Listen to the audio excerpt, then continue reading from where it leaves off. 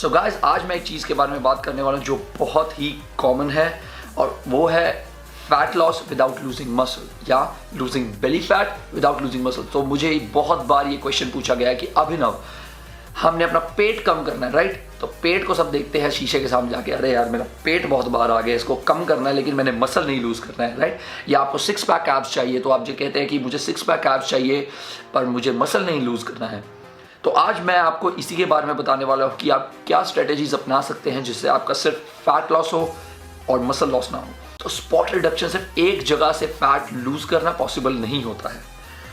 तो अगर आपने फैट लूज करना है अपने पेट से, तो आपको पूरी बॉडी पे से फैट लूज करना पड़ेगा।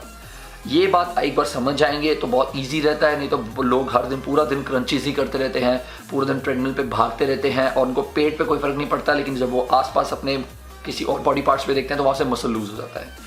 तो आज मैं आपको 3 स्ट्रेटेजीज ऐसी बताने वाला हूँ, बहुत इंपॉर्टेंट 3 बेसिक्स जो आपको बहुत हेल्प करने वाले हैं while losing that Bailey fat without losing muscle. सबसे पहली स्ट्रेटेजी होगी आपका न्यूट्रिशन, आपकी डाइट या आपकी कैलोरीज।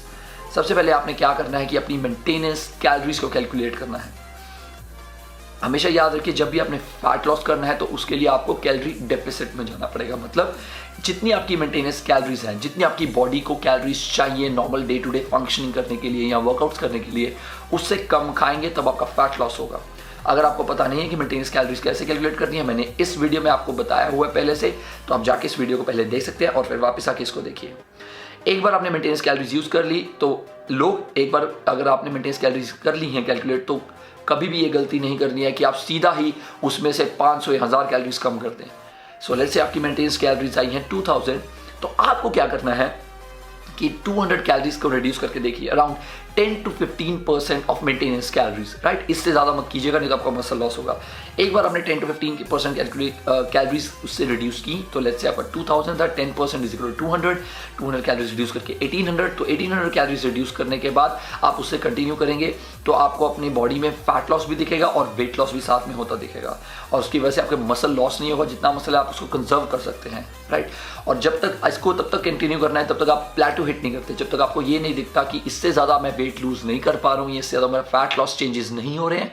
जब आपको ये फील हो तो 100 या 200 कैलोरीज और रिड्यूस कीजिए, राइट? ये बहुत बेसिक चीज़ें बता रहा हूँ, ये इतनी ईजी नहीं है, लेकिन क्योंकि ये एक ही वीडियो में सब कुछ बताना है तो इसको प्लीज़ इसको एज अ बेसिक उसको मान के चलिए कि मेंटेनेंस कैलोरी से कम खाएंगे और थोड़ा सा रिड्यूस करना है तो आपका फैट लॉस होगा, मसल लॉस नहीं होगा। सेकंड चीज़ है workout training, your weight training. ये याद रखिएगा कि आपके पास जितना मसल होगा या आप जितना मसल बनाएंगे उतना आपका मेटाबॉलिज्म हाई होगा।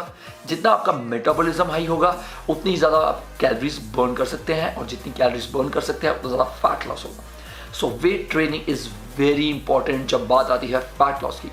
बहुत लोग ये गलती करते हैं कि वो सिर्फ कार्डियो करना शुरू कर देते हैं, राइट? या क्रंचीज करते रहते हैं, और रिसर्च ने ये प्रूव किया हुआ है कि कार्डियो ज़्यादा करने से, जो मीडियम इंटेंसिटी स्ट्रेस है, जो आप ट्रेडमिल पे जॉगिंग करते हैं वो ज़्यादा करने से, या क्रॉस ट्रेनर पे चलाते रहते हैं उसको ज़्यादा करने से आपका मसल लॉस होता है, और ये रिसर्चेस हो चुकी हैं।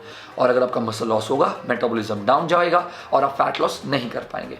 तो वेट ट्रेनिंग से क्या होगा कि आप जो मसल है, राइट, उसके ऊपर स्ट्रेस पड़ता रहेगा। जितना मसल पे स्ट्रेस पड़ता रहेगा उतना बॉडी के लिए यूजफुल, बॉडी के लिए बहुत इंपॉर्टेंट होगा उस मसल को कंजर्व करना, नहीं तो वो बॉडी स्ट्रेस नहीं झेल पाएगी।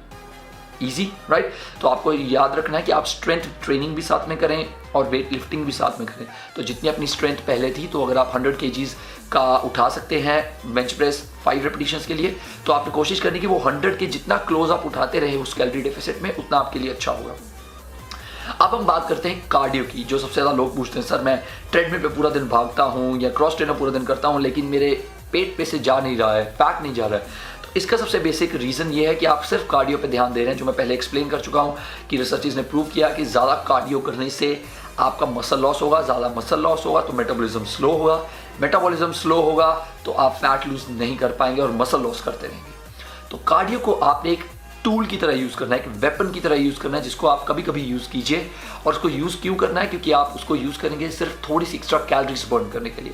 तो लेट्स से आप वर्कआउट कर रहे हैं तो उसमें लेट्स से स्टार्ट कीजिए 20 minutes of incline treadmill walk. 4 दिन इंक्लाइन ट्रेडमिल वॉक से स्टार्ट कीजिए विद द वेट ट्रेनिंग। तो उस टाइप में अगर आप लेट्स से 6 की स्पीड और 3 की इंक्लाइन पे करते हैं तो अराउंड आप 100 और 120 कैलोरीज बर्न करेंगे 20 मिनट्स में। तो वो 120 एक्स्ट्रा कैलोरीज आप बर्न कर रहे हैं। और जैसे जैसे आपकी बॉडी अडैप्ट करती है, जैसे आप एक्सपीरियंस होते जाते हैं, तो उसमें आपने क्या करना है, थोड़े से और मिनट्स ऐड कर देना है कार्डियो में, या आगे जाके जब आप बहुत ज़्यादा एक्सपीरियंस हो जाते हैं और जब आप ज़्यादा बॉडी फैट नहीं लूज़ कर पा रहे हैं, बहुत सिंगल डिजिट्स बॉडी फैट के आसपास आ गए हैं, तो तब आपने क्या यूज़ करना है, high intensity interval training, right. तो जो हमारा जो ट्रेडिशनल आपने सुना होगा कि 30 सेकंड्स की स्प्रिंट लगाई और 1.5 मिनट्स का रेस्ट लिया और फिर से 30 सेकंड्स की स्प्रिंट 1.5 मिनट्स, तो वो प्रोटोकॉल्स आप यूज़ कर सकते हैं। मैं इसके बारे में और बताऊंगा अपनी एक आने वाली वीडियो में, जिसमें मैं एक्सप्लेन करूंगा LISS जो low intensity stretch training versus HIIT high intensity interval training, पर मैं सब कुछ उसमें समझाने वाला हूँ। बट इस वीडियो के लिए मैं इतना ही बताऊंगा।